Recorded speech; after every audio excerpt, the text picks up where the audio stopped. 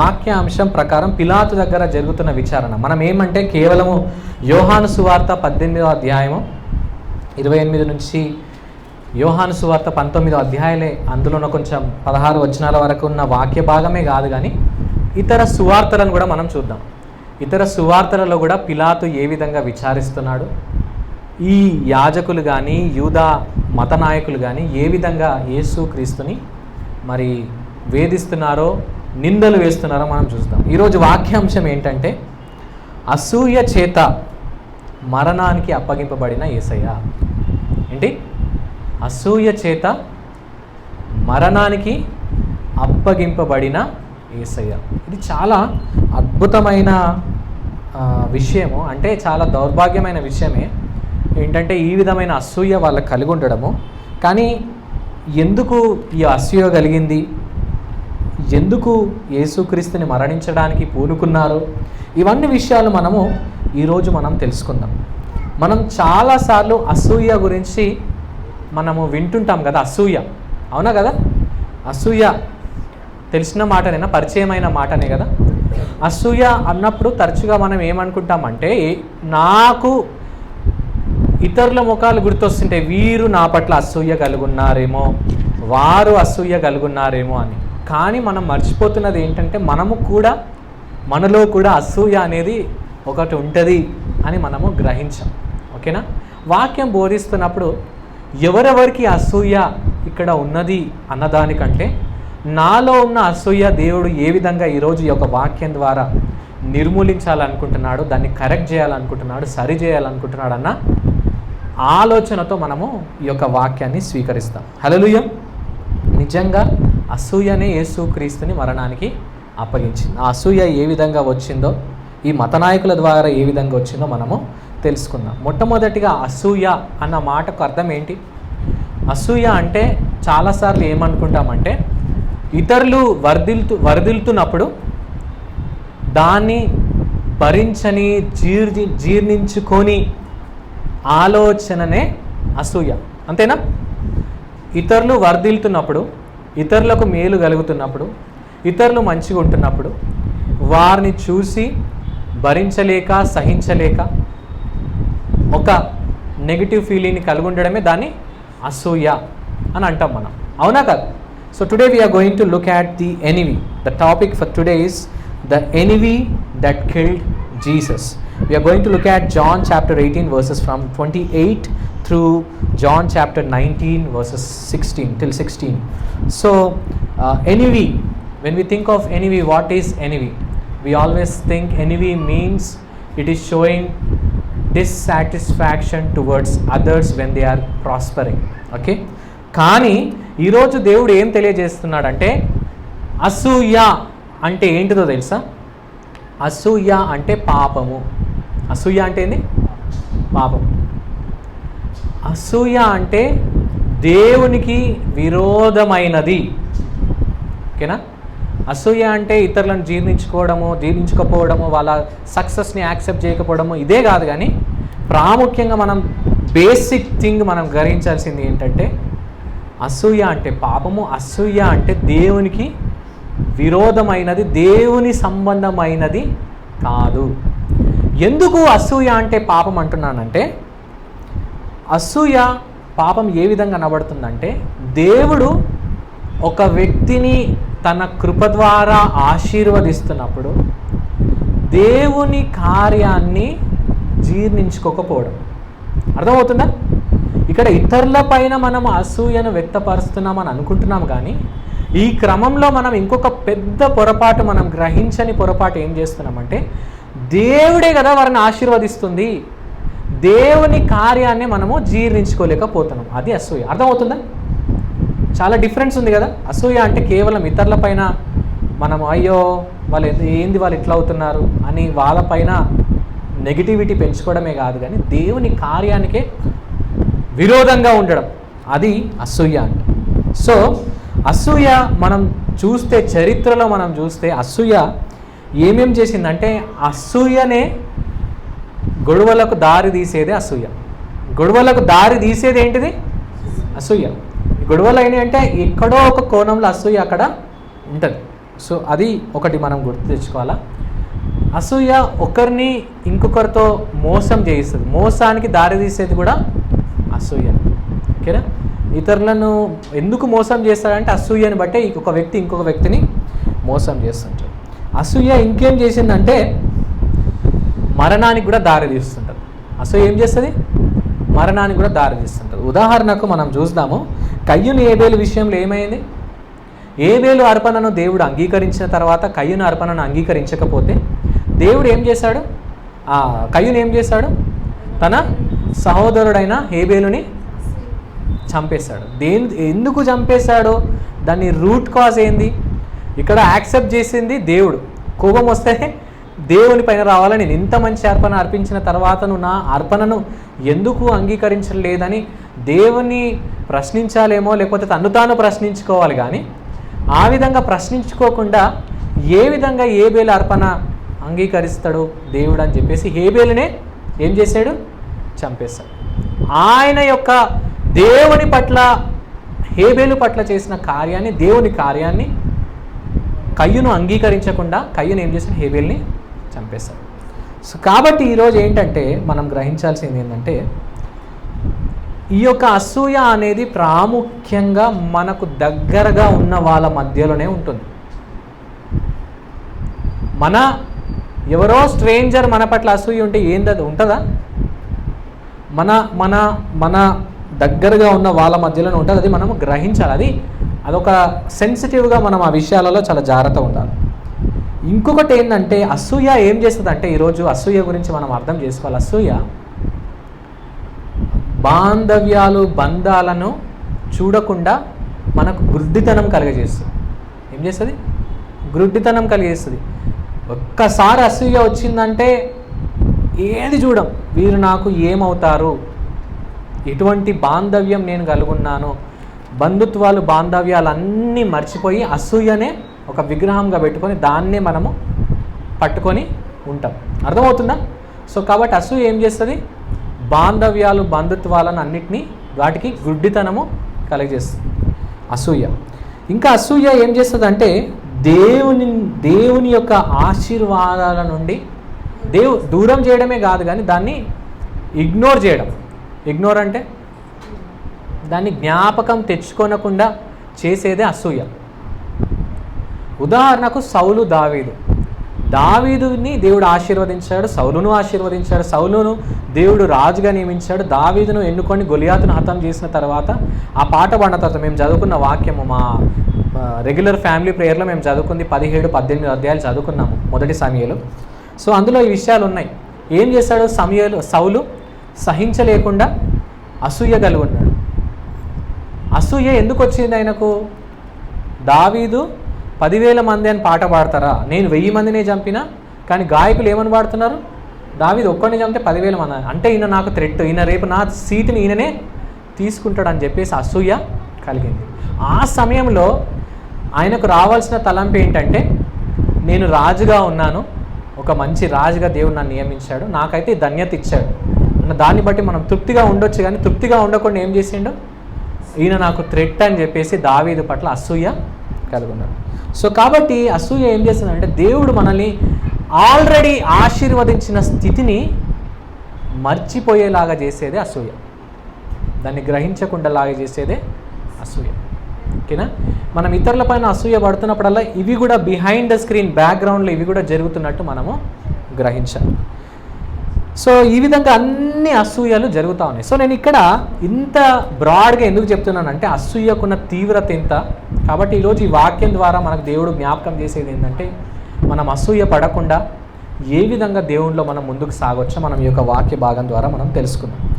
సందర్భం మనం జ్ఞాపకం చేసుకుంటే ఈరోజు పిలాతు గురించి మనం శ్రద్ధగా చూద్దాం. పిలాతు గురించి మనం చూద్దాం.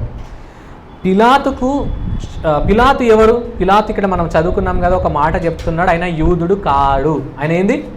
ఆయనే నేను యూదుడను కాదు అని చెప్పాడా లేదా మనం చదువుకున్న వాక్య భాగంలో? పిలాతు అనేవాడు ఒక రోమియుడు, రోమా ప్రభుత్వం నియమించిన ఒక గవర్నర్ ఆయన. సో పిలాతు దగ్గరికి యూదులు ఎందుకు వచ్చారంటే, అప్పట్లో ఉన్న కాన్స్టిట్యూషన్ ప్రకారం, ఓకేనా, చట్టం ప్రకారం ఏంటంటే యూదులకు ఒక వ్యక్తిని మరణానికి అప్పగించే యోగ్యత, భాగ్యము, అటువంటి వసతి, అటువంటి ఫ్రీడమ్ వాళ్ళకు లేదు. చిన్నపాటి నిర్ణయాలు వాళ్ళు తీసుకోవచ్చు, కానీ ఒక వ్యక్తిని క్యాపిటల్ పనిష్మెంట్, మరణానికి అప్పగించే అంత రూల్స్ వాళ్ళకు ఆ ఫ్రీడమ్ వాళ్ళకి లేదు. ఒకవేళ ఒక వ్యక్తిని చంపాలంటే ఖచ్చితంగా గవర్నర్ దగ్గర తీసుకొచ్చి, పిలాతు దగ్గరికి తీసుకొచ్చి, పిలాతు అంగీకరిస్తేనే తప్ప ఆయనను మరణానికి అప్పగించడానికి వీలు లేదు. సో కాబట్టి చిన్న చిన్న శిక్షలు అవి ఇవి చేయొచ్చు. అందుకే పిలాతు దగ్గరికి తీసుకొచ్చినప్పుడు పిలాతు ఏమంటాడంటే, మీరు నా దగ్గరికి ఎందుకు తీసుకొచ్చారు, మీరే ఈయనను తీర్పు తీర్చొచ్చు కదా అని అంటాడు. అవునా కదా అన్నాడా లేదు? అప్పుడు వాళ్ళు ఏమన్నారు, ఈయన దుర్మార్గుడు ఏమన్నారు, యేసయ్యను పట్టుకొని ఏమంటున్నారు? ఎంత పెద్ద మాట అది, ఎంత ఘోరమైన మాట. దుర్మార్గుడు అని ఎవరిని అనాలో ఎవరిని అనకూడదో వాళ్ళకు అసూయ వాళ్ళని ఎంత చేసిందంటే, నిజంగా అసూయ వచ్చినప్పుడు ఏమి మనుషులకు ఆలోచనలకు ఏ విధంగా కంట్రోల్ ఉండదు, ఎవరిని ఏమంటామో కూడా తెలియదు, ఇష్టానుసారంగా వాళ్ళ ముందు వెనక అని అనేస్తుంటాం. ఇదంతా అసూయతో వచ్చిందని కూడా గ్రహించాం మనం. ఓకే, సో దుర్మార్గుడు అని అంటున్నారు. అని ఏమంటున్నారంటే, ఇంకొక మాట మరలా పిలాతు అడిగినప్పుడు ఏమంటున్నారంటే, ఈయన మరణానికి పాత్రుడు, ఈయనకు మరణ శిక్ష విధించాలా, కాబట్టే నీ దగ్గరికి తీసుకొచ్చినాం, లేకపోతే నీ దగ్గరికి ఎందుకు తీసుకువస్తుండే అని అడిగినారా లేదా? అక్కడ అడిగినట్టుందా లేదు?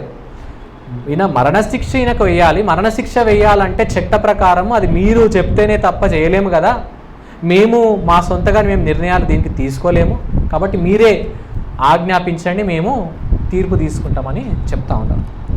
సో ఇవన్నీ విషయాలు జరుగుతున్నప్పుడు మనం ఇంకొకటి గ్రహించాల్సింది ఏంటంటే, పిలాతు మైండ్లో కొన్ని తిరుగుతూ ఉన్నాయి. పిలాతు ఎటువంటి వాడో, ఆయన మైండ్లో ఏమేమి తిరుగుతున్నాయో మనం చూద్దాం.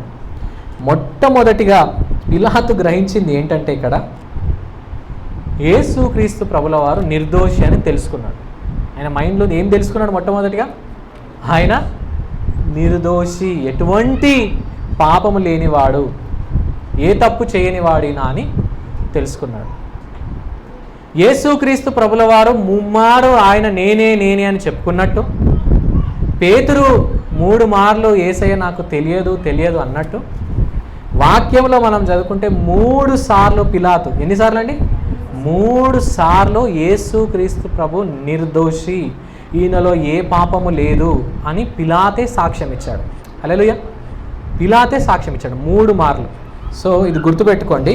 మనం చూసుకున్నాము, యోహాను సువార్త 18వ అధ్యాయం 38వ వచనంలో ఉంది ఒక మాట, ఏమన్నా అతని యందు ఏ దోషము నాకు కనబడలేదు అంటాడు కదా, 18వ అధ్యాయం 38వ వచనంలో.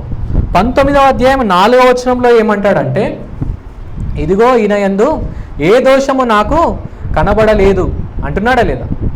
ఇంకా ఏమంటున్నాడంటే 19వ అధ్యాయము 6వ వచనంలో ఏమంటున్నాడంటే, చదవండి ఒకసారి. ఇక్కడ అంటున్నాడు, ఆయన యందు ఏ దోషము నాకు కనబడలేదు. ముమ్మారు ఈయన కూడా ఏమని చెప్తున్నాడంటే, ఆయన దగ్గర ఎటువంటి దోషము నాకు కనబడలేదు. ఎన్నిసార్లు చెప్పాడు? పేతురు ఎన్నిసార్లు చెప్పాడా యేసయ్య నాకు తెలియదని? యేసయ్య ఎన్నిసార్లు చెప్పాడు ఆయన నేనే అని? 3 సార్లు. 18వ అధ్యాయం 19 వచ్చేసరికి 3 ముమ్మార్లు జరిగే సంఘటనలు మనకు కొన్ని దొరుకుతాయని మనము గ్రహించాలి. దాని తర్వాత యేసుక్రీస్తు ప్రభుల వారు నిర్దోషాన్ని గ్రహించడమే కాకుండా, మత్తయి సువార్త 27వ అధ్యాయం 19వ వచనంలో ఇంకొక సంఘటన కూడా అక్కడ జరుగుతుంటుంది. పిలాతు భార్య గురించి అక్కడ మత్తయి రాస్తా ఉన్నాడు. రాసి ఏమంటున్నాడు? మత్తయి సువార్త 27వ అధ్యాయం 19వ వచనం.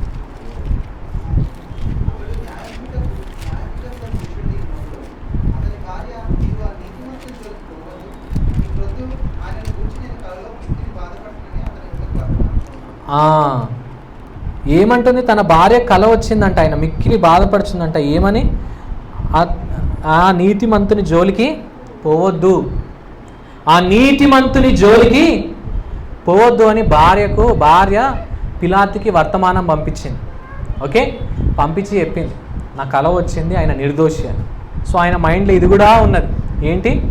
యేసుక్రీస్తు నిర్దోషం నేనే కాదు, నా భార్య కూడా గ్రహిస్తుంది. ఇంకొకటి ఏంటంటే, అప్పటికే పిలాతు పైన నిందలున్నాయి, ఆయన కరప్షన్ చేస్తూ ఉన్నాడని, అన్యాయం చేస్తూ ఉన్నాడని, చాలా క్రియలు చేస్తున్నప్పుడు ఒకవేళ అన్యాయపు తీర్మానం తీసుకుంటే రోమా ప్రభుత్వానికి బదులు చెప్పే బాధ్యత పిలాతు పైన ఉంది. అందుకే ఆయన ఈజీగా నిర్ణయం తీసుకుంటం లేదు, చాలా జాగ్రత్తగా నిర్ణయాన్ని తీసుకోవాలని భావిస్తున్నాడు. సో పిలాతు ఇది కూడా తన మైండ్లో ఉంది, ఏంటంటే తన భార్య కూడా చెప్పేసింది. దాని తర్వాత ఇంకొకటి గ్రహించింది ఏంటంటే, అమ్మయ్య ఒకటి తప్పించుకోవచ్చు అని చెప్పేసి ఏం చేశాడంటే, ఏమని చెప్పారంటే అక్కడ, ఈయన గలిలీయుడు ఈయన గలిలీలో ఇది చేశాడు, గలిలీలో ఈ బోధ చేశాడు అనేసరికి పిలాతుకి ఒక హోప్ వచ్చింది. అమ్మయ్య ఏమని హోప్ వచ్చింది, ఈయన గలిలీకి చెందిన వాడైతే ఇది నా ఇష్యూ కాదు, ఇది హేరోద్ ఇష్యూ అని చెప్పేసి హేరోదు దగ్గర పంపించినట్టు చూస్తున్నాం. అది చదువుకునే అవసరం లేదు. లూకా సువార్త 23వ అధ్యాయము 6 నుంచి 8 వచనాలలో అక్కడ మనము చదవచ్చు. హేరోదు దగ్గరికి అక్కడ పంపించినట్టు, అక్కడ హేరోదు కూడా అద్భుతాలు సూచక క్రియలు చూడాలనుకుంటాడు, కానీ యేసయ్య ఏమి చేయడు. యేసయ్య అక్కడ కూడా నిర్దోషి అని హేరోదు పంపించినట్టు, కొన్ని దెబ్బలు వేసి కొరడా దెబ్బలు కొట్టి ఆ విధంగా చేసి పంపించినట్టు మనము చూస్తా ఉన్నాడు. సో అది కూడా మైండ్లో ఉంది. దాని తర్వాత ఇంకొకటి మైండ్లో ఏముందంటే, ఆయన నిర్ణయించుకుంది ఏంటంటే, పిలాతు నిర్ణయించుకుంది ఏంటంటే, అదే యోహాను సువార్త 19వ అధ్యాయం 12వ వచనంలో మనం చదువుకుంటే అక్కడ ఏమని ఉందంటే, పిలాతు ఏం చేశాడంట, ఆయనను విడుదల చేయటకు యత్నము చేశాను అంటే ప్రయత్నం చేశాడంట. ఇంగ్లీష్లో ఏమనుంది, హీ మేడ్ ఎవ్రీ ఎఫర్ట్ అని ఉంది, every effort to release Jesus. So పిలాతు మాత్రము ఏం పెట్టాడు, ప్రయత్నం కూడా చేశాడు యేసుక్రీస్తును విడుదల చేయాలని. సో పిలాతు ఒక ప్రభుత్వంలో హక్కులో పవర్లో ఉండి కూడా ఏం చేస్తాడంటే ఆయనను విడుదల చేయాలన్న ప్రయత్నం చేశాడు. ఒక మంచి ఆలోచననే, కానీ అక్కడ విడుదల చేస్తే మనము ఈరోజు ఈ విధంగా రక్షణలో ఉండేవాళ్ళం కాదు. సో మొత్తానికి ఆ విధమైన ఆలోచనలు. ఇంకొకటి ఈరోజు మన వాక్యాంశాన్ని దృష్టిలో పెట్టుకొని ఇది కూడా గ్రహించండి, పిలాతు ఇది కూడా గ్రహించండి. అది దాన్ని బట్టి ఈరోజు మనం ధ్యానిస్తాం. ఏంటంటే మత్తయి సువార్త 27వ అధ్యాయము 18వ వచనం. మత్తయి సువార్త 27వ అధ్యాయము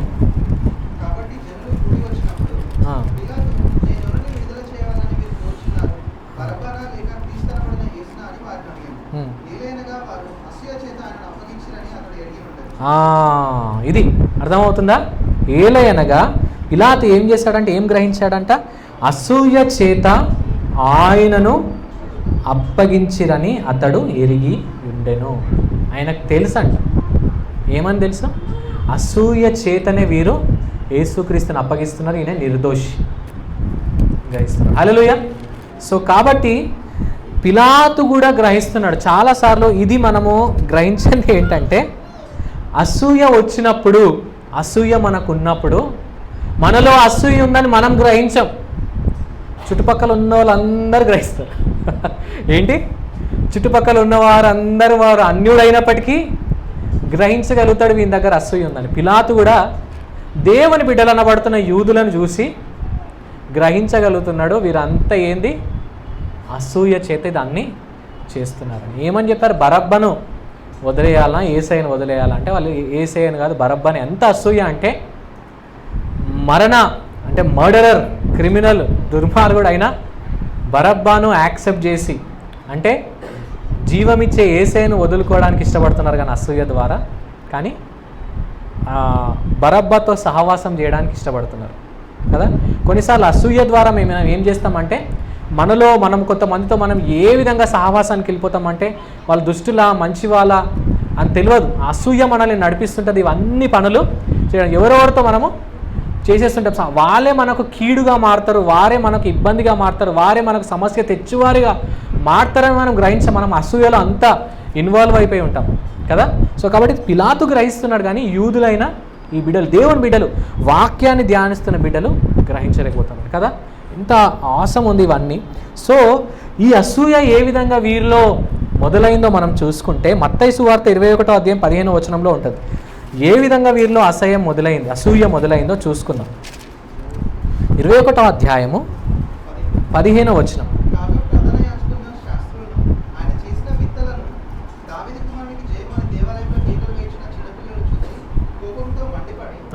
ఇక్కడ ఏమంటున్నారంట, వారు యేసేను హోసనా అని దావీదు కుమారుడని ఆయనను జయము అని స్తుతిస్తున్నప్పుడు చిన్నపిల్లలను చూసి ఆ యొక్క ఫాలోయింగ్ని చూసి ప్రాముఖ్యంగా ఏమనుందంటే ఇక్కడ ఏమనుంది అక్కడ లైన్ చాలా శ్రద్ధగా చూడండి. లాస్ట్ మాటనే చూడండి. ఇక్కడ మనం చదువుకున్న వాక్యంలో ఒకసారి చదువుతాకర అది. ఆ చిన్న పిల్లలను చూచి కోపముతో మండిపడి. ఓకేనా? ఆ చిన్న పిల్లల్ని చూసి కోపముతో మండిపడి. చిన్న పిల్లల మీద కోపము ఎందుకు? నన్ను, మేము ఫరిసయ్యులము, మేము యూదులము, మేము శాస్త్రులము, మేము యాజకులము, మేము మతబోధకులము, ఇంతగా పిల్లలకు సన్హెద్రియన్ సినగోగులో సమాజ మందిరంలో ప్రతి శనివారము వారికి వాక్యము బోధించడము, వాక్యము కంటత చేయడము, ఇన్ని నేర్పిస్తున్న మమ్మల్ని గణపరచకుండా, మమ్మల్ని ప్రోత్సహించకుండా, మమ్మల్ని అప్రిషియేట్ చేయకుండా యేసుక్రీస్తును అనబడుతున్న ఈయనను ఏ విధంగా వీరు స్తుతిస్తారు, యేసుక్రీస్తుని ఏ విధంగా గణపరుస్తారని ఏమనుందంట అక్కడ మాట ఏమనుందంట? కోపముతో మండిపోయారంట. కోపముతో మండిపోయారంట. సో ఇక్కడ మనం చూసుకుంటే యాక్చువల్గా వాళ్ళు ఏం చేయొచ్చు? యాక్చువల్గా సత్యాన్ని గ్రహిస్తే వాళ్ళు ఏం చేయొచ్చు అంటే, ఆల్రెడీ రోమా ప్రభుత్వంలో ఉండి ఎంతో పన్ను వసూలు చేస్తూ ఉన్నారు, ఎంతో అక్రమాలు చేస్తూ ఉన్నారు, నిస్సహాయ స్థితిలో ఉన్నప్పుడు అటువంటి క్రమంలో మెషయ్య లేఖనాలను సెలవిచ్చిన రీతిగా ఇదిగో మన కొరకు మెషయ్య వచ్చాడని గ్రహించి పిల్లలతో పాటు వారు కూడా ఏం చేయాలా? సెలబ్రేట్ చేయాలా, సంతోషించాలి. సంతోషించకుండా ఏం చేస్తున్నారు వీళ్ళు? ఇక్కడ కోపముతో మండిపోతున్నారంట. ఇంకొకటి ఏం చేయాలంటే వాళ్ళు కృతజ్ఞత చెల్లించాలి యేసయ్యకు. అబ్బా, మేము చెయ్యలేని పని పిల్లలను సర్వసత్యంలోనికి నడిపిస్తున్నారు, మా మెషయ్య వచ్చావయ్యా అని కృతజ్ఞతలు యేసయ్యకు చెల్లించాలి. కానీ కృతజ్ఞతగా ఉండకుండా ఏం చేస్తున్నారంటే వాళ్ళు అసూయను చూపిస్తున్నారంట. దాని తర్వాత ఇంకొకటి ఏంటంటే, మెట్టుకు చివరిగా వారు కూడా కలిసి దేవుణ్ణి స్తుతించవలసిన సమయం అది. కోపముతో రగిలిపోయి అసూయను ప్రకటించి అసూయను చూపించి మండిపోయే సమయం కాదు, కానీ కీర్తనలతో స్తుతులతో దేవుణ్ణి ఆరాధించే సమయం. కాబట్టి ఆ బ్యూటిఫుల్ సందర్భాన్ని వాళ్ళు మిస్ అయ్యారు. దేనికి? దాని గల కారణం ఏంటి? అసూయ కదా. కోపముతో వాళ్ళు రగిలిపోయారు. సో ఇది చేయకుండా అది చేశారు. సో ఇక్కడ మనము కంపేర్ చేసి చూసుకుంటే చిన్నపిల్లలను చూచి కోపముతో వీళ్ళు మండిపోయారు. కానీ మన యేసయ్య చిన్నపిల్లలను అడ్డుకుంటే ఏం చేశాడు? చిన్నపిల్లలను అడ్డుకుంటే ఏం చేశాడు? వెళ్ళండి, ఇక్కడికి రానియకండి, యేసయ్య దగ్గరికి వెళ్ళిపోండి అని చెప్పి శిష్యులందరూ వారిని పిల్లలను గెంటేస్తుంటే ఏం చేశాడంట యేసయ్య? చిన్న బిడ్డలను ఆటంకపరచకండి, వారిని నా దగ్గరికి రానియండి, పరలోక రాజ్యము ఇలాంటి వారిది అని చెప్పాడు. హల్లెలూయా. ఇది మన దేవుడు కలిగి ఉండే ప్రేమ. హల్లెలూయా. మన దేవుడు మన పట్ల, తన చిన్నపిల్లల పట్ల కలిగి ఉండే ప్రేమ. సో అటువంటి ప్రేమ మనం కనుగొంటే చిన్నపిల్లల పట్ల అయినా ఎవరి పట్ల అయినా మనం అందరినీ స్వీకరిస్తాం. ఎప్పుడైతే మనము కోపంతో మండిపోయి అసూయతో కలుగుంటే మనం ఇతరులను దూరం పెట్టాం. పిల్లలను అందరిని ఏం చేశారు? వీళ్ళందరినీ అందరి పట్ల కోపంతో మండిపోయి ఉన్నారు. ప్రేమ ఏం చేసింది? యేసయ్య ప్రేమ ఏం చేసింది? అందరినీ అంగీకరించడంలో ఎటువంటి వారిని అంగీకరించారంటే అంత కోపము, కపటము, క్రోధము, నానా రకములైన ఆలోచనలు కలిగిన వారిని కూడా ఏం చేశాడు? యేసయ్య అందరినీ అంగీకరించాడు, ప్రేమతో స్వీకరించాడు. హల్లెలూయా. సో కాబట్టి ప్రియులారా, ఇక్కడ వాక్యంలో మనకు చెప్తున్నాడు ఏంటంటే, మీరు అసూయలో ఉండకండి, అసూయ పడకండి అంటే మనం పడకుండా ఉండలేం. అసూయ వస్తూనే ఉంటుంది. కానీ మనం చేయవలసింది ఏంటంటే ప్రేమించాలి. ప్రేమిస్తేనే అసూయకు మనము దూరంగా వెళ్తాం. అసూయను మనం ఆపలేం, కానీ ప్రేమిస్తే మనము అసూయను ఆపగలం, దూరం చేయగలం, దాని దగ్గర కూడా మనము వెళ్ళలేం. అసూయ ప్రేమ ఒక చోట ఉండనే ఉండదు. హల్లెలూయా. సో కాబట్టి మన యేసయ్య మన చిన్నపిల్లలను చూసి వారిని దగ్గరికి రాణించాడు. కాబట్టి మనం ప్రేమ ద్వారా మనల్ని ఇతరులను అంగీకరించాలి. రెండవదిగా ఏమంటున్నారంటే, మనం చదువుకున్నాం కదా, యోహాను సువార్త 11వ అధ్యాయము 48వ వచనంలో చదువుకుంటే, వారి క్రోధము ఈ యొక్క అసూయ ఏ విధంగా కలుగున్నారంటే ఒక వాక్యాన్ని మనం చదువుకుందాం.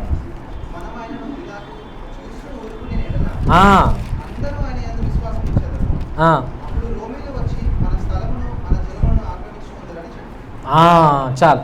ఇక్కడ ఏమంటున్నారు? అన్నీ చూసి ప్రధాన యాజకులు, ఫరిసేయులు అందరూ వచ్చి ఇక్కడ సమకూడి ఏం తీర్మానం చేసుకుంటున్నారు? అందరు కలిసి మాట్లాడుకొని, మత బోధకులు వాక్యాన్ని బాగా మెమరైజ్ చేసిన బోధకులు చూడండి, ఇక్కడ గ్రహించండి. వీళ్ళంటే ఎవరు? వాక్యాన్ని చదివిన వాళ్ళే కదా, ధర్మశాస్త్రం చదివిన వాళ్ళే కదా. ఏం చేస్తున్నారంట వీళ్ళంతా? మనము ఒకవేళ ఊరక ఉండిన ఎడల ఇక అంతే, మన సీట్లు ఈయనే లాక్కుంటాడు. మనం ఊరుకోవద్దు. తీర్మానం ఏం చేసుకున్నారు? మనము ఊరుకోవద్దు. అర్థమవుతుందా? మనం సైలెంట్గా ఉండవద్దు, ఇంకా మనం అటాక్ చేయాలి అని చెప్పేసి వీళ్ళు తీర్మానం చేసుకుంటున్నారు. నేను క్లుప్తంగా చెప్పాలనుకుంటున్నాను. కానీ మన యేసయ్య మనల్ని రక్షించడానికి ఊరుకున్నాడంటే ఏం చేశాడు? ఆయన ఊరుకున్నాడు. ఒకసారి చదువుకుందాము. యోహాను సువార్త 19వ అధ్యాయము 19వ వచనం. 9వ వచనమా? 19వ అధ్యాయము 9వ వచనం.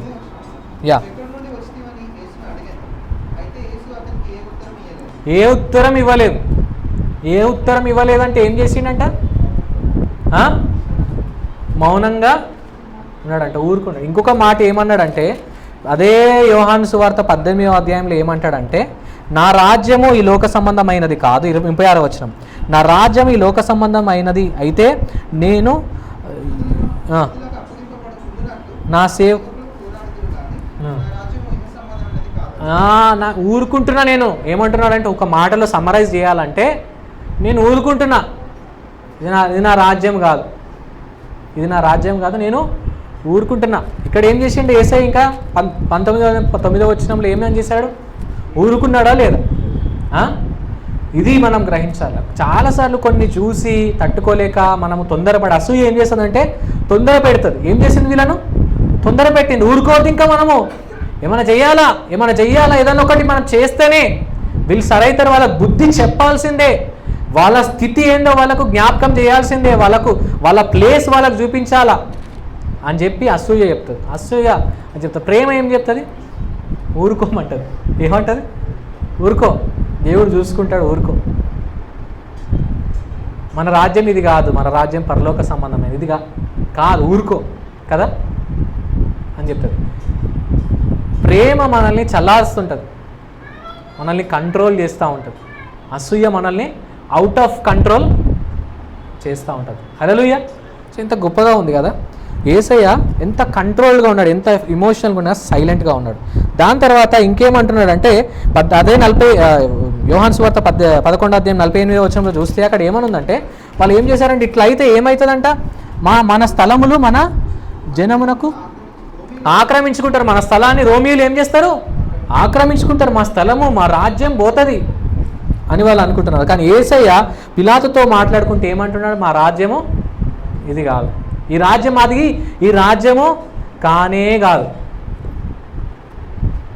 మొదట దేవుని రాజ్యాన్ని, నీతిని మనము వెదకాలి. దేవుని రాజ్యంలో ఏముంటుంది? సమాధానం ఉంటుంది, సంతోషం ఉంటుంది, ప్రేమ ఉంటుంది కదా. కాబట్టి ఒకవేళ అసూయ ఉందంటే అది దేవుని రాజ్యంలో ఉండే గుణగణము కాదు. యేసయ్య ఏమంటున్నాడంటే, నేను నా రాజ్యం ఇది కాదంటున్నాడు. ప్రియులారా, ఈరోజు దేవుడు జ్ఞాపకం చేస్తూ ఉన్నాడు ఏంటంటే, ప్రపంచం, లోకము అసూయతో వాళ్ళ స్థలాలను కాపాడుకోవడానికి, ఇతరుల స్థలము వారికి చూపించడానికి, వాళ్ళ పరిస్థితిని చూపించడానికి, వారిని కించపరచడానికి అసూయ వాళ్ళని ప్రేరేపిస్తున్నది. కానీ దేవుని ప్రేమ ఏమని ప్రేరేపిస్తుందంటే మనల్ని, మన రాజ్యం ఇది కాదు, ఇదే జీవితం కాదు, మొత్తం ఇదే లైఫ్ కాదు, మన లైఫ్, మన నిత్యత్వం, మనం ఎక్కడ ఉంటాం? మనం పరలోకంలో ఉంటాం. అది మనకి ఇంపార్టెంట్, ఈ లోక సంబంధమైనది కాదు. కాబట్టి అసూయ పడవద్దు, మనం దేవుని ప్రేమను కనపరచాలని చెప్తా ఉన్నది. దాని తర్వాత మనం చూద్దాము, ఇంకా చాలా విషయాలు ఉన్నాయి. రోమీలకు రాసిన పత్రిక 1వ అధ్యాయం 28వ వచనం. ఎవరన్నా 1 పేతురు 2వ అధ్యాయం 1వ వచనం చదవండి.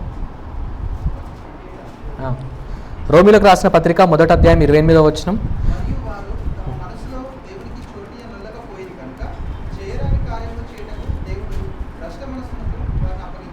అర్థమైందా? సో వాళ్ళు దేవుణ్ణి ఏం చేశారంటే వాళ్ళు దేవునికి చోటు ఇవ్వలేదు. ఓకేనా? దేవునికి చోటు ఇవ్వలేదు. దేనికి చోటు ఇచ్చారు? అసూయకు, ఇంకా నానా రకములైన వాటికి చోటు ఇచ్చారు. మనం గలతీ పత్రిక 5వ అధ్యాయం చదవవలసిన అవసరం లేదు. ఏమంటారు? శరీర క్రియలు ఏమనగా ఏమనుంటుంది అందులో? ఇంకోటి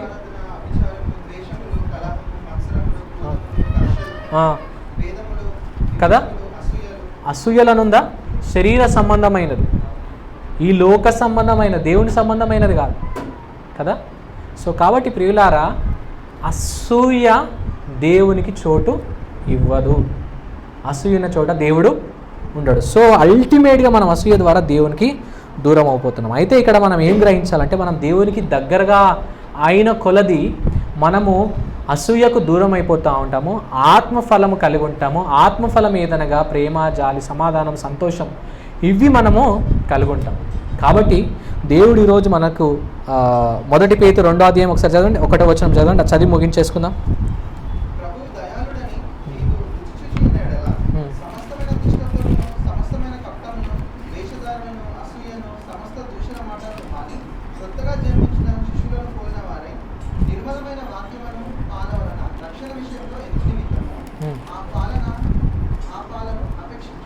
కదా, ఏం అపేక్షించాలంట? అవి వదులుకొని దేన్ని అపేక్షించాలి? దేన్ని మనం యాక్సెప్ట్ చేయాలన్నా? దేవుని వాక్యమును కదా, ఆ వాక్యమును మనము యాక్సెప్ట్ చేయాలి. కానీ ఇక్కడ ఫరిసేయులు అనబడుతున్నారు, వాక్యాన్ని చదువుతున్నారు కానీ దాన్ని యాక్సెప్ట్ చేయలేకపోతున్నారు. చదవడం వేరు, దాన్ని అంగీకరించడం, దాన్ని ఫాలో కావడం వేరు. రెండు వేరు వేరు.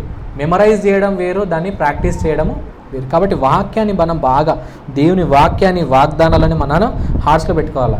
దాని తర్వాత మనం చదవలసిన అవసరం లేదు. మన అందరికి తెలిసిన వాక్యము ఫిలిప్పీలకు రాసిన పత్రిక 2వ అధ్యాయంలో ఉంటుంది. ఏంటంటే, మనము ఇతరులను ఏం చేయాలంటే, ప్రాముఖ్యంగా ఇతరులను ఎప్పుడు యోగ్యులుగా ఎంచాలి.